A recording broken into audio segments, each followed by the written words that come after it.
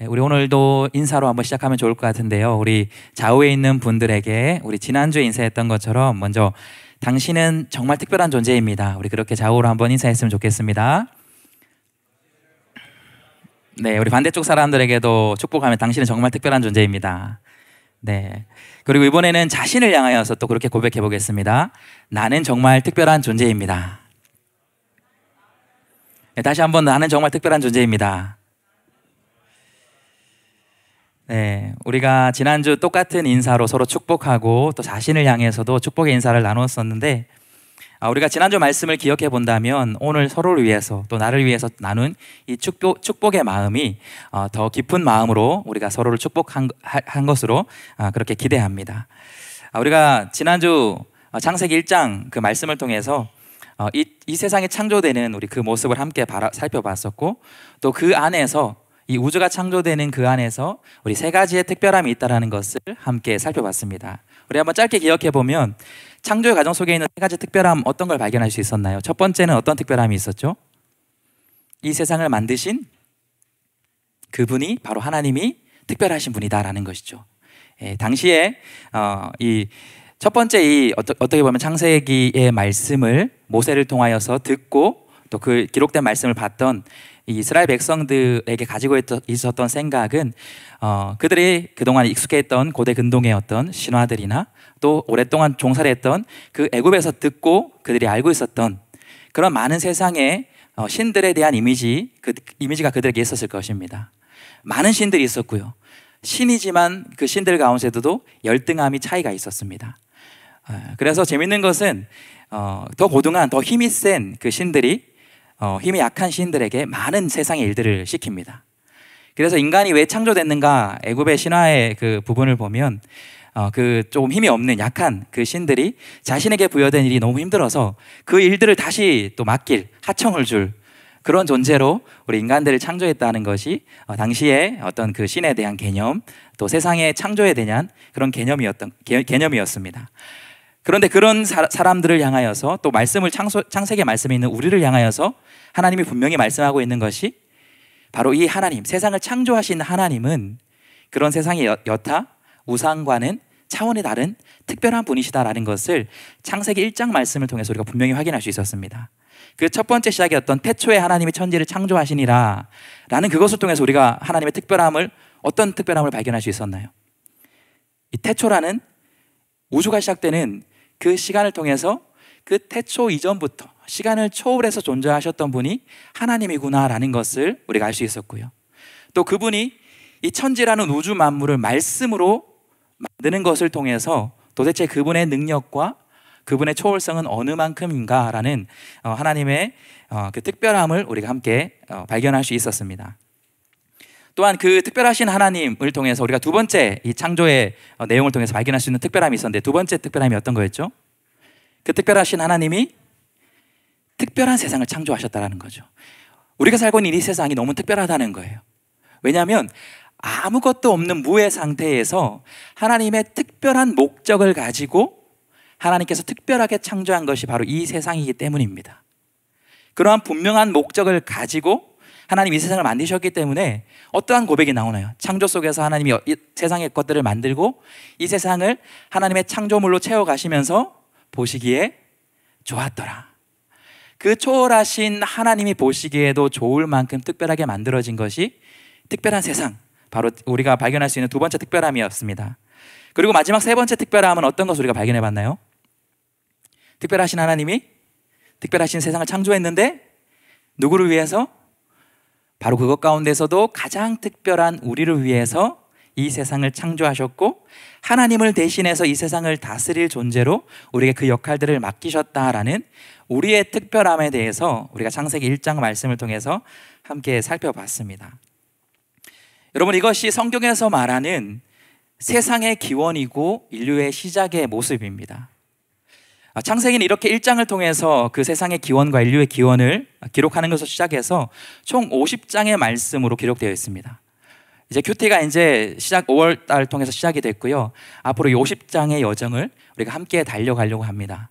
조금은 긴 여정이 될 수도 있지만 우리가 집중하여서 이번에 창세기의 말씀을 함께 살펴보고 잘 그 걸음을 따라가다 보면 이전에 발견하지 못하였던 창세기의 말씀을 통해서 하나님이 지금 우리에게 주시는 그러한 은혜들을 우리가 발견할 수 있는 그러한 우리의 창세기 여정이 될 수 있기를 또한 간절히 소망합니다. 우리가 이 50장으로 기록된 긴 창세기의 말씀을 조금만 더 이해하기 쉽도록 조금 크게 구분을 지어본다면 제일 크게는 두 개의 그룹으로 나눌 수 있을 것 같습니다.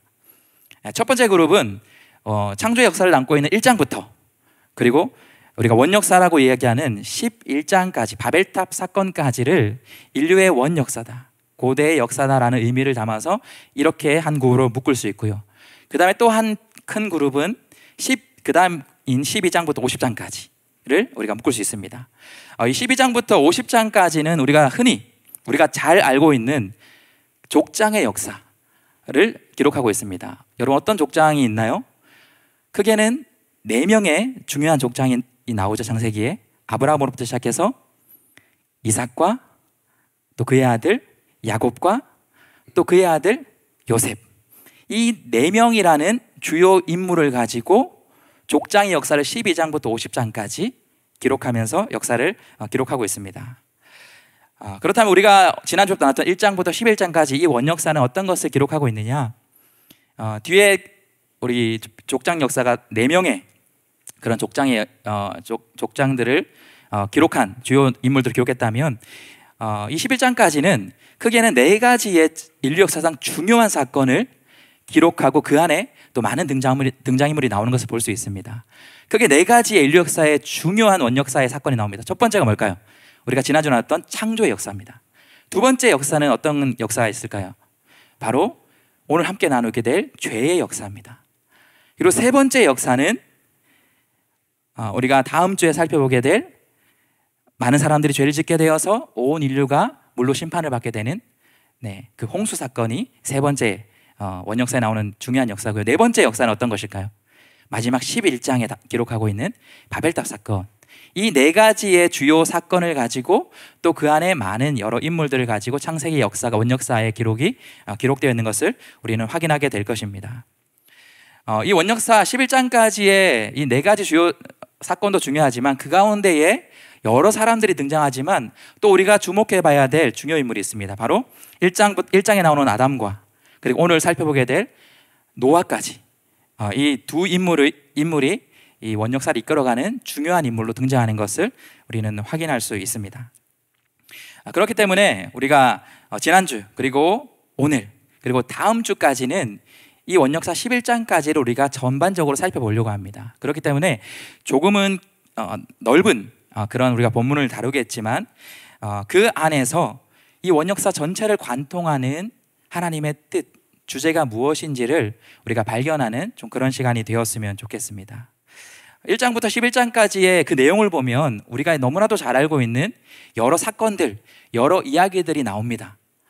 그런 것 하나하나를 잘 살펴보는 것도 중요하지만 이 전체 11장까지를 또 포함하고 있는 그 주제를 아는 것도 우리에게 너무나 중요한 부분이 되는 것 같습니다.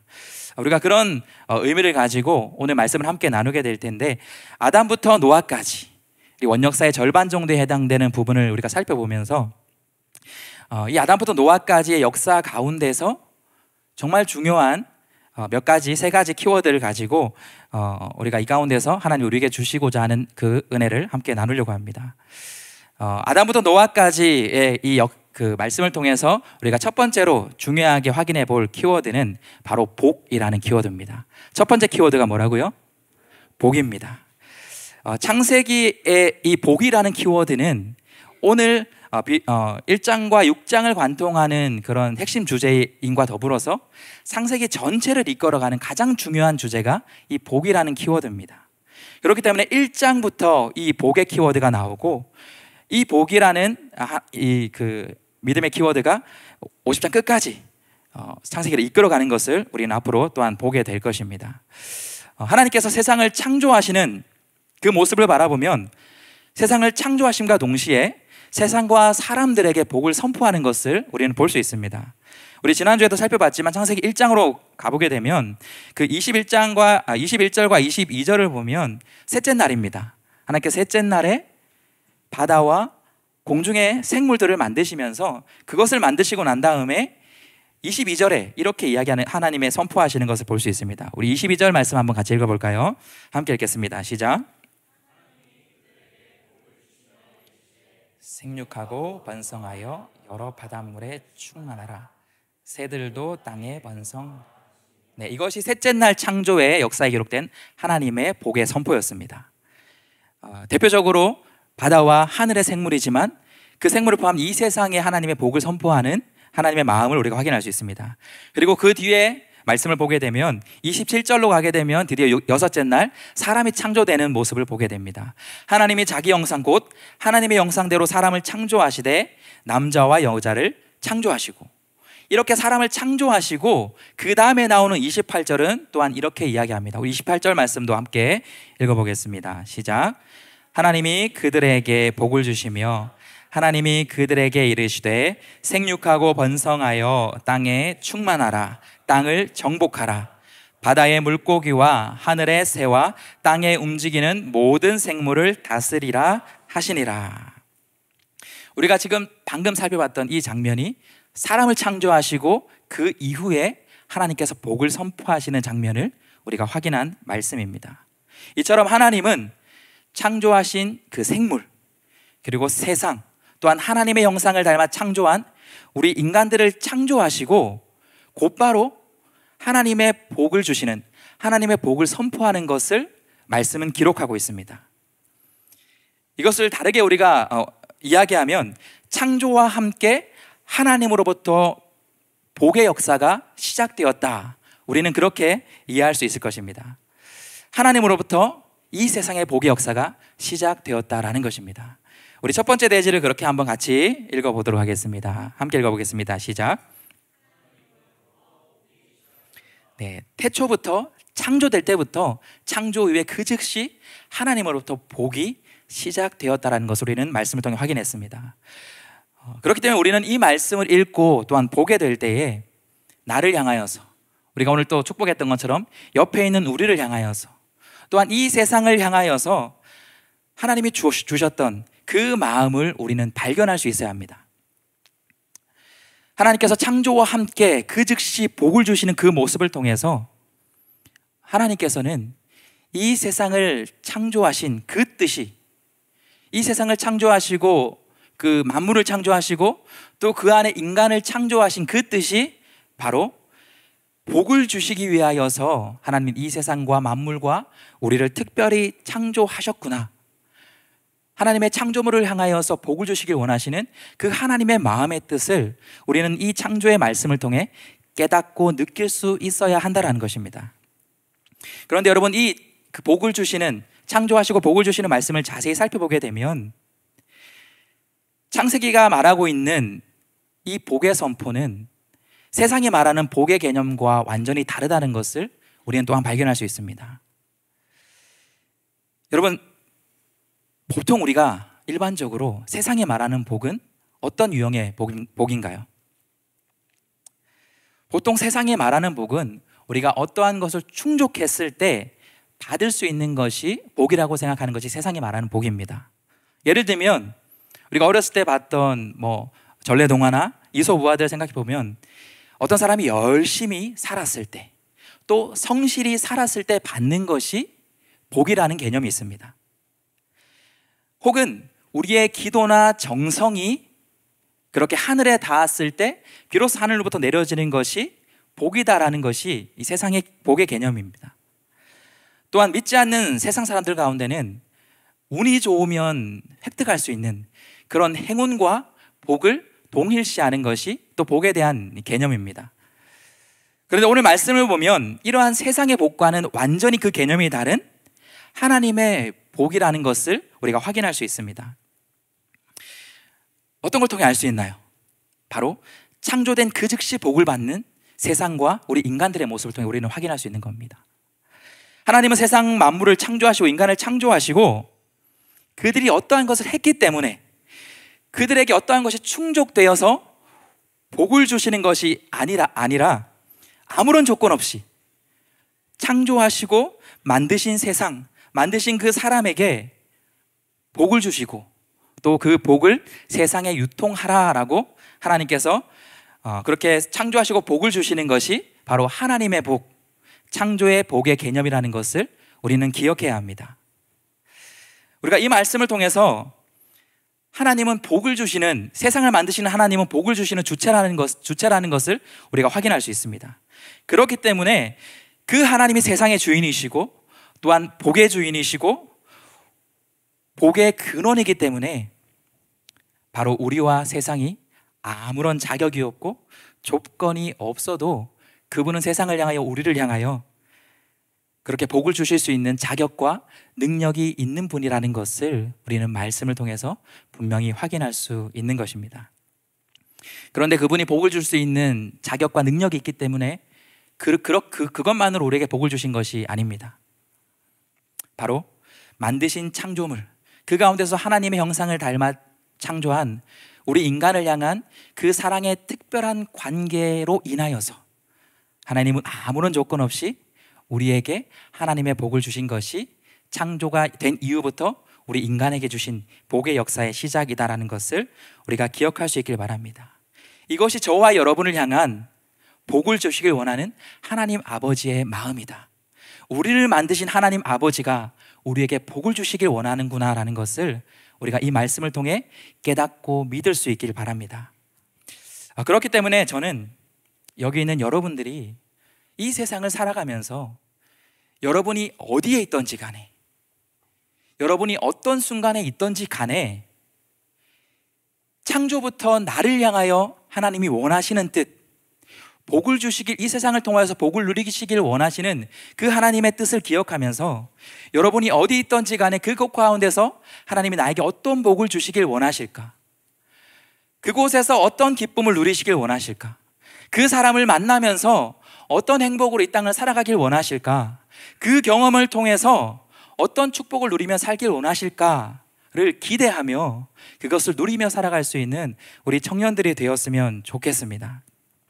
또한 동시에 오늘 본문이 이야기하고 있는 것처럼 그 복은 나를 위한 복만이 아니라 나를 복되게 하셔서 그 복을 받은 사람이 생육하고 번성하여 땅을 복되게 다스리는, 하나님이 세상을 복되게 통치하시는 그 대리자 역할을 우리에게 맡기셨다라는 것, 복의 통로이자 복을 유통하는 그 존재로 우리를 만드셨다라는 것을 기억하면서 오늘은 나를 통해서 또 다른 어떤 누군가에게 하나님 복을 유통하길 원하실까? 오늘은 내가 속한 그곳에서 하나님은 어떠한 복을 세상에게 전하시길 원하실까? 우리가 그것을 생각하면서 우리를 복의 통로로 만드시길 원하시는 그 하나님의 뜻을 따라 세상을 더욱 복되게 만들고 살아갈 수 있는 그런 또한 청년들이 될 수 있길 마음을 다하여 간절히 소망하며 축복합니다. 그런데 여러분 어떤가요? 여러분 지난 한 주간 여러분의 삶을 돌아볼 때에 정말 그 복을 느끼면서 한 주를 살아가셨나요? 여러분의 지난 인생의 삶을 여러분 돌아보게 될 때에 정말 내 인생은 복받은 인생이야, 여러분 그렇게 자신 있게 고백할 수 있는 그런 삶이라 그렇게 고백할 수 있으신가요? 아니면 여러분이 지금 살고 있는 이 세상이 돌아가는 것을 바라보게 될 때에 정말 이 세상엔 하나님의 복이 충만한 세상이구나, 그런 것을 느끼면서 여러분 이 세상을 살아가고 계신가요? 그렇지 않으신가요?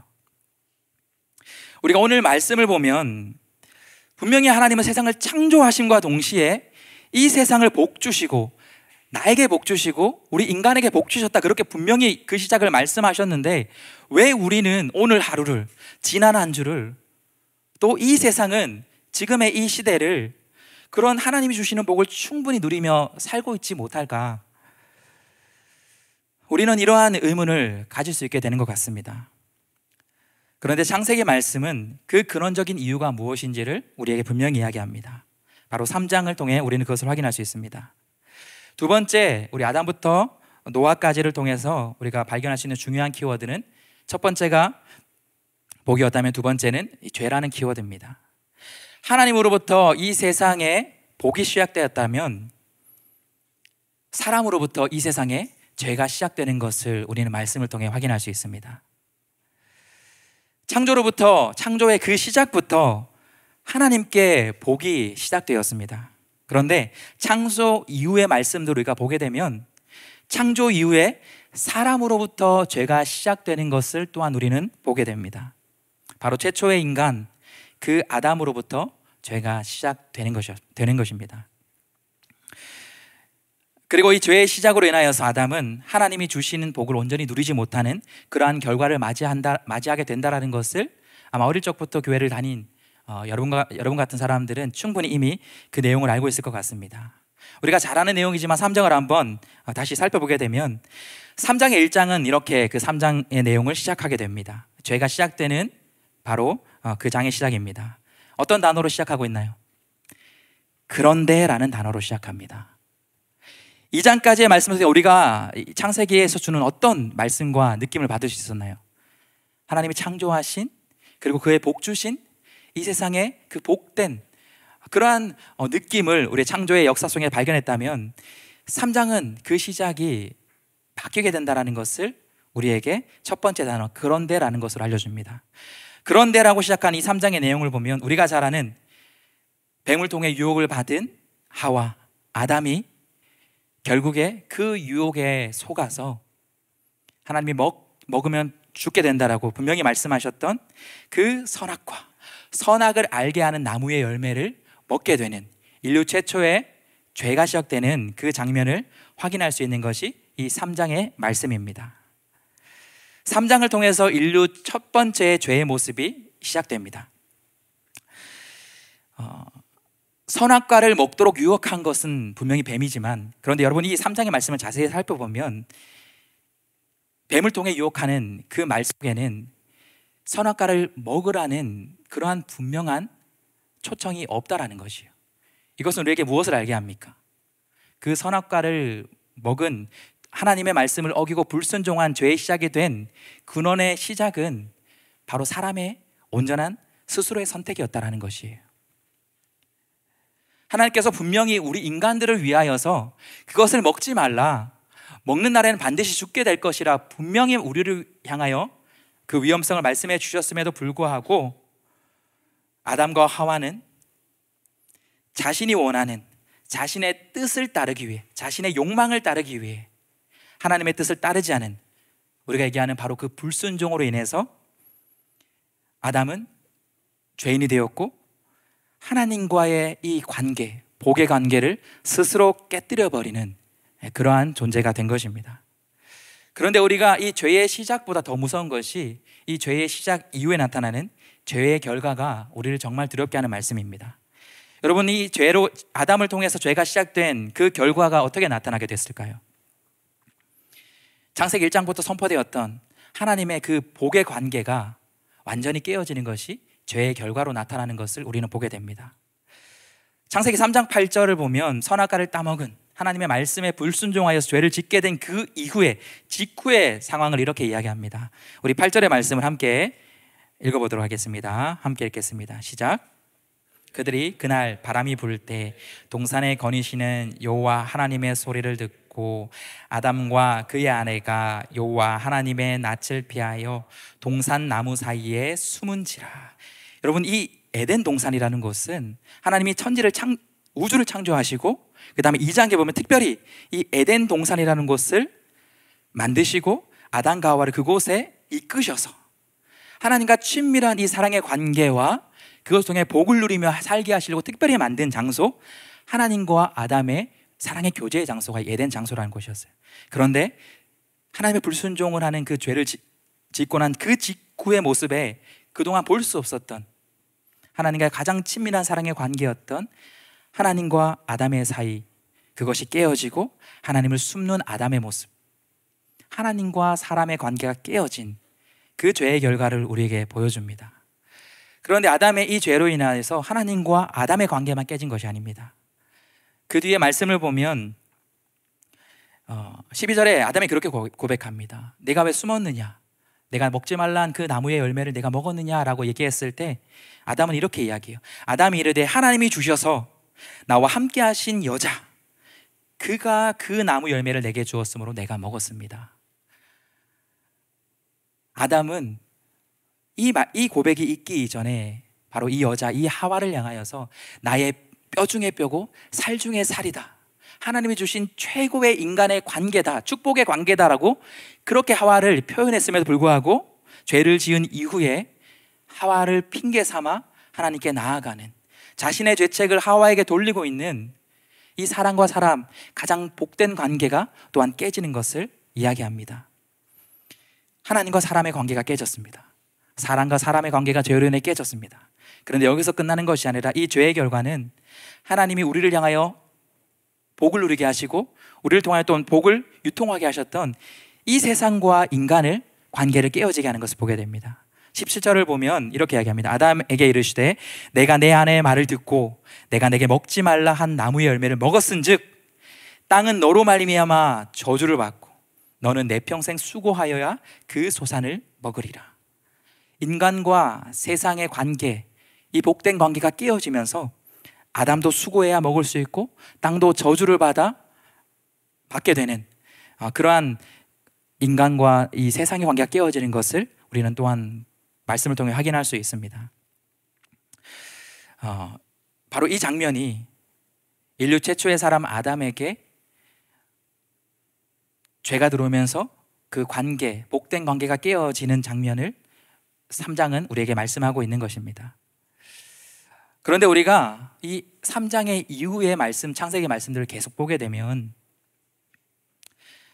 아담처럼 죄에 넘어가는, 하나님께 불순종하는, 하나님의 뜻을 거스르는 사람이 아담만이 아니었음을 우리는 뒤에 창세기 말씀을 통해 확인할 수 있습니다. 너무 많은 사람들이 아담과 똑같은 하나님께 불순종으로 죄의 모습으로 나아가는 것을 확인할 수 있습니다. 가장 가까이는 그 다음 장인 창세기 4장을 가면 확인할 수 있습니다. 아담의 첫째 아들 바로 가인이 아담과 같이 하나님의 뜻을 하나님께 불순종하여서 가장 큰 인류의 첫 번째 살인인 동생을 죽이는 그러한 죄악을 범하는 것을 보게 됩니다. 하나님께서 만드시고 관계해 주신 너무나 특별한 존재, 하나밖에 없는 그 동생을 가인은 하나님의 뜻을 불순종하여서 그 동생과 그 관계를 아름답게 이끌어 나아가고 그러한 하나님의 뜻이었음에도 불구하고 그것을 깨뜨리고 동생을 죽이는 그러한 죄를 범하는 것이 바로 이 가인의 또한 동일한 모습이었습니다. 그것을 통해서 이 가인 역시도 동생 가장 소중했던 이 아벨과 관계가 깨어지는 그런 죄의 결과를 맞이했고요. 또 4장 11절과 12절을 보면 그도 역시 아담처럼 그 죄로 인하여서 세상과의 복된 관계가 깨어지는 것을 11절과 12절을 통해서 또한 함께 확인할 수 있습니다. 가인뿐만이 아닙니다. 그 뒤에 말씀을 또한 보게 되면 가인의 후손이라고 이야기하고 있는 라멕이라는 사람도 있었습니다. 이 사람은, 이 라멕이라는 사람은 가인의 선조인 가인에 이어서 두 번째 또한 살인을 하는 사람으로 나옵니다. 그런데 이 사람은 살인을 하고도 너무나 당당한, 하나님께 또 세상을 향하여서 그 죄를 부끄러워하지 않는 그런 더욱더 죄가 깊어진 사람의 모습을 발견하게 하는 것이 또한 이 라멕이라는 사람의 모습이었습니다. 그런데 이러한 한 사람 한 사람도 이러한 큰 죄를 짓는 모습으로 나아가지만 우리가 오늘 읽었던 홍수 심판을 당하기 직전에 바로 이 노아의 시대의 세상과 사람들의 상태를 보면 사람들이 얼마나 하나님의 불순종하여 죄에 가득 찬 세상이 되었는지를 설명하고 있습니다. 우리 11절과 12절 말씀, 우리가 읽었던 말씀을 다시 한 번 더 함께 읽어보도록 하겠습니다. 우리 11절부터 함께 읽겠습니다. 시작. 그때에 온 땅이 하나님 앞에 부패하여 포악함이 땅에 가득한지라. 하나님이 보신즉 땅이 부패하였으니 이는 땅에서 모든 혈육이 있는 자의 행위가 부패함이었더라. 11절과 12절에서 반복하고 있는 표현이 있습니다. 온 땅에 하나님 앞에서 부패하였다.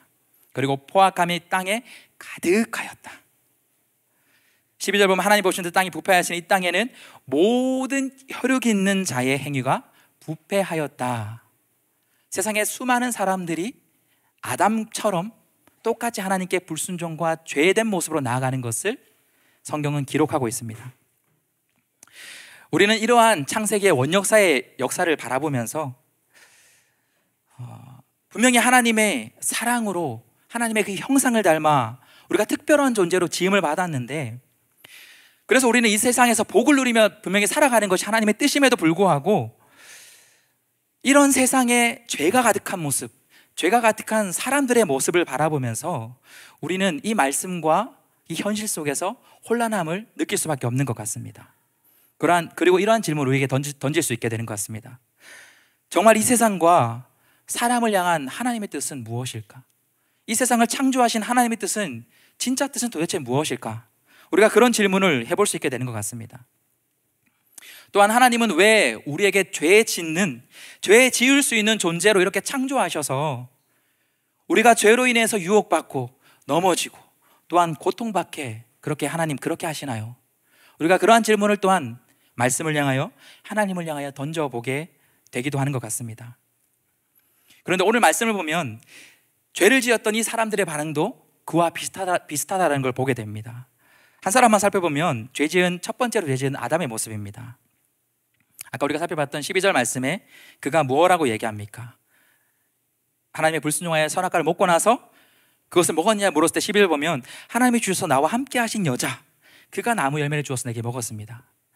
하나님이 제가 죄를 짓도록 유혹받을 수 있도록 이 여자를 저에게 주셨지 않습니까? 이 여자를 통해서 제가 유혹받고 하나님께 불순종하는 죄를 짓게 되었습니다. 하나님 왜 이 여자를 만드셔서 저에게 유혹받고 죄를 짓게 만드셨습니까? 그렇게 죄 지은 이후에 하나님께 나아가는 그 고백을 우리가 보게 되는 것 같습니다.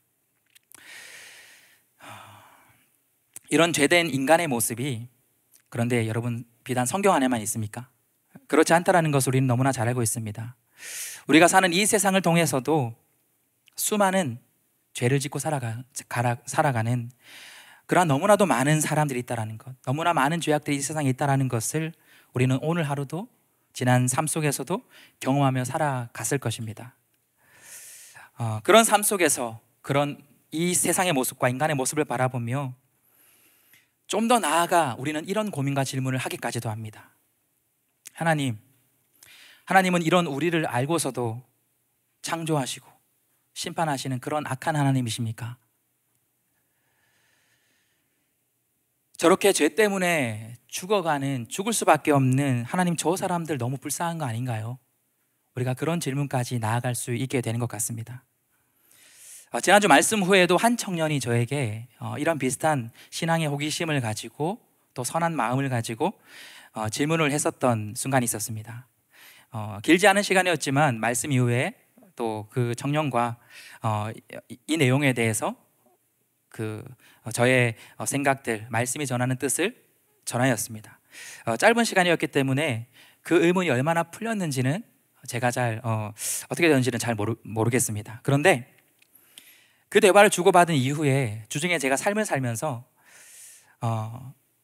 문득 이런 생각이 떠올랐습니다. 어떤 생각이냐면 바로 제가 청년 때에 저도 동일한 그 고민과 그 질문을 담임 목사님에게 했던 그 순간이 떠올랐습니다. 저도 그러한 고민이 들었던 것이죠. 이 세상이 정말 행복했으면 좋겠는데, 하나님 이 세상 정말 사랑한다고 말씀하시는데 왜 세상에 수많은 불행한 사람이 있을까? 고통받는 사람이 있을까? 목사님 왜 그런 겁니까? 제가 담임 목사님에게 용기 내어서 그 질문을 한 적이 있습니다. 담임 목사님이 제게 그 고민, 신앙의 상담을 해주면서 그렇게 말씀하셨어요. 그러한 고민을 하는 것, 세상을 마음에 품고 좋은 마음으로 고민하는 것은 결코 나쁜 것이 아니다. 그리고는 한마디를 더 덧붙였습니다. 그런데 용기야, 네가 한 가지 잊지 않고 기억해야 할 것이 있다. 그것은 너의 그 좋은 마음도 분명하지만 결코 네가 하나님보다 더 선하다거나 하나님보다 더 의롭다는 그런 착각에 빠져서는 결코 안 된다라는 것을 말씀해 주신 그것이 기억이 났습니다. 성경을 통해서 우리는 분명히 확인할 수 있는 것이 있습니다. 자신이 지은 죄를 인하여서 죄로 인한 결과로 고통과 어려움을 받는 인간들이 있지만 성경이 분명히 말하는 것은 이 세상을 창조하신 하나님은 사랑으로 창조하셨고 그리고 그분은 세상이 복받기를 원하시는 것이 하나님의 뜻이라는 것을 분명히 기록하고 있습니다. 또한 성경은 세상을 창조하시고 또한 이끌어 가시는 그분이 그분 자체가 의로우신 분이시고 가장 거룩한 분이시다 분명히 말씀하고 있다는 것입니다. 우리는 이 말씀, 진리의 말씀이 우리에게 주는 이것을 가지고 이 세상을 바라보고 또한 죄된 우리의 모습을 바라볼 수 있어야 합니다. 오늘 기록된 성경의 말씀도 이 사실을 우리에게 말씀하고 있는 그러한 말씀입니다. 인간의 모습을 바라보게 될 때면, 나의 모습을 바라보게 될 때면 정말 하나님이 말씀하시는 이 복된 세상과 이 현실 속에서, 나의 모습 속에서 우리가 혼란스럽고 하나님의 뜻마저 의심스럽게 될 때가 있는데, 바로 그때에 세상을 창조하시고 그 모든 주권과 선하신 통치함 속에서 우리에게 사랑과 복을 주시길 원하시는 것이 분명히 하나님의 뜻이구나라는 이 기록된 말씀을, 이 기록된 말씀 속에서 우리가 발견할 수 있는 그 하나님의 마음과 뜻을 우리가 발견하고 신뢰할 수 있어야 한다는 것입니다. 여기 있는 청년들이 이 말씀을 통해서 하나님의 그 선하신 뜻, 그 사랑의 마음, 우리에게 복 주시기를 원하시는, 우리를 통하여 세상을 복되게 하시길 원하시는 그 하나님의 말씀을 믿고 그렇게 나아갈 수 있는, 죄를 이기며 나아갈 수 있는 우리 청년들이 될 수 있길 간절히 소망합니다. 우리가 이 죄가 가득한 세상 속에서, 또한 우리 역시도 때때로 죄로 인해 넘어지는 우리 모습 속에서 이 죄를 이기며 살아갈 수 있는 비결이 있습니다. 이 창세기 원역사는 세 번째 중요한 키워드를 통해서 우리가 그것을 말씀하고 있습니다. 세 번째 키워드는 바로 동행입니다. 세 번째 키워드가 뭐라고요? 동행입니다. 우리는 연약합니다. 우리는 죄 지을 수 있는 또한 연약함이 있습니다. 그러나 오늘 말씀을 보면 그 죄를 이길 수 있는 힘과 능력이 또한 우리에게 있다라는 것을 분명히 이야기하고 있습니다. 바로 그 비결이 하나님과의 동행. 하나님과 우리가 동행하게 될 때에 하나님이 우리에게 처음부터 계획하셨던 그 복이, 창조의 복이 우리에게 계속되고, 그리고 우리의 죄의 문제는 해결된다라는 것을 이 창세기 원역사의 중요한 세 번째 키워드, 이 동행의 키워드를 통해 우리는 확인할 수 있습니다. 우리가 오늘 읽었던 이 본문의 6장, 세상에 죄악이 가득하여서 홍수로 심판받게 되는 그 절망스러운 상황 속에서도 하나님은 그 가운데 빛을 발하는 한 사람을 우리에게 소개하는 것을 보게 됩니다. 그 사람은 9절을 통해서 보게 되면 노아라는 사람이었고, 그 사람 노아를 표현하기로 노아는 의인이요 당대의 완전한 자라. 그 절망 속에 죄에 넘어지는 사람만 있는 것이 아니라 죄를 이기고 하나님이 원하시는 뜻 가운데 살아갈 수 있는 그 믿음의 사람이 있었다. 그 사람이 노아였다. 그런데 그가 그 의인이 될 수 있었던 그 비결이 뭐냐면 그는 하나님과 동행하는 사람이었다.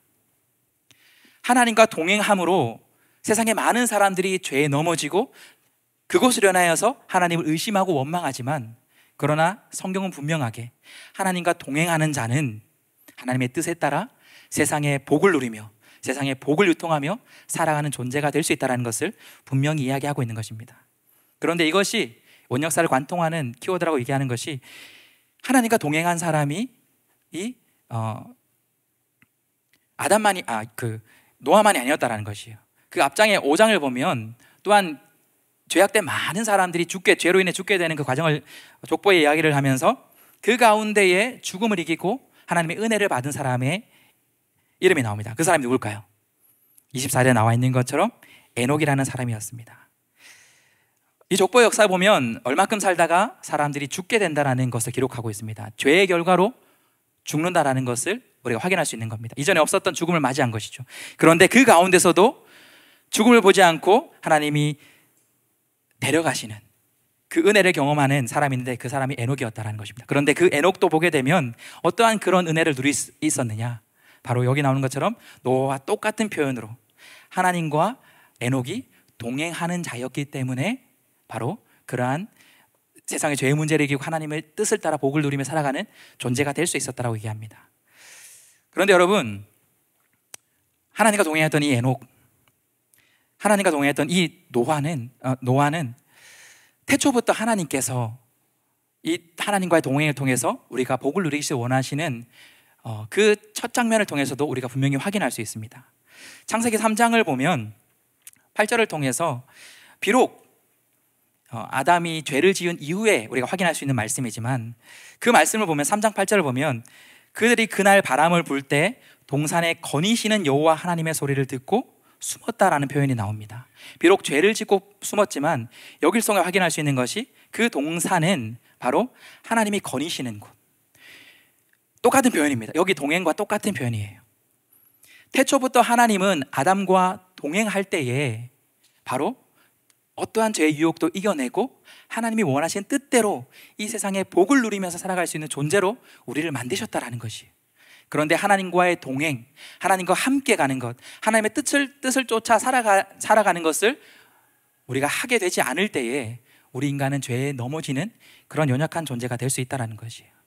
우리는 이 창세기 원역사의 중요한 키워드 동행이라는 키워드를 통해서 다시 한번 우리에게 이 동행의 키워드, 믿음의 키워드로 가지고 오길 소망합니다. 우리 역시도 믿음이 연약하여 넘어질 때가 있습니다. 우리의 힘으로, 우리의 의지로 우리가 그것을 이길 수 없다는 것이에요. 성경은 분명히 이야기합니다. 창조가 될 때부터 우리가 죄의 모든 문제를 이길 수 있는, 하나님의 뜻에 따라 이 세상을 살아갈 수 있는 그 비결은 바로 우리를 만드신 그 하나님과 동행하는 것, 하나님의 뜻을 묻고 그 하나님의 뜻에 따라 쫓아 살아가는 것, 바로 그 동행을 통해서 하나님이 우리를 창조하신 그 뜻, 복이 되고 복을 세상에 전할 수 있는 그런 존재가 될 수 있다는 사실입니다. 우리 청년들이 이 말씀을 따라 오늘부터 앞으로의 모든 삶 속에서 노아가 그랬던 것처럼, 에녹이 그랬던 것처럼 하나님과 동행하는 그런 믿음의 청년들이 되길 예수님의 이름으로 축복합니다. 그렇게 동행하게 될 때 여러분, 첫 번째는 여러분의 인생이 복되게 될 것입니다. 하나님이 그렇게 우리를 향하여 창조하셨기 때문입니다. 그런데 두 번째는 여러분이 그 하나님과 동행하는 복된 삶을 살게 될 때에 여러분을 통해서 여러분, 이 세상에 죄악이 많은 것 같고 너무 악한 사람들이 많은 것 같지만, 그로 인해서 불쌍해지는, 절망으로 가는 많은 사람들이 있는 것 같지만, 바로 하나님은 그 의인된 하나님과 동행하는 우리를 통해서 이 세상을 복되게 하신다라는 그러한 거룩한 비전과 사명을 품고 이 세상을 살아갈 수 있는 또한 그런 믿음의 청년들이 될 수 있길 예수님의 이름으로 축복합니다.